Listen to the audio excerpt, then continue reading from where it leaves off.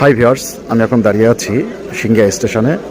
ঢাকার উদ্দেশ্যে যে ট্রেনটা যাবে, খুলনা থেকে আগমন করতেছে, সেই ট্রেনটার একটা ভিডিও আপনাদের সামনে তুলে ধরার চেষ্টা করতেছি। আপনার একটু সাথেই থাকুন, কিছুক্ষণের মধ্যেই ট্রেনটি স্টেশনে উদ্দেশ্যে চলে আসবে।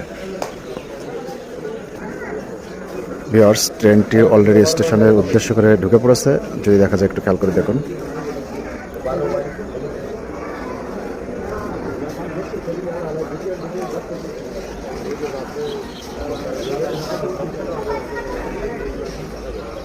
এই জায়গাতে ট্রেনটি আপনার সর্বোচ্চ গেলে 1 থেকে 2 মিনিট স্টে করবে, তারপর আবার রওনা দেবে।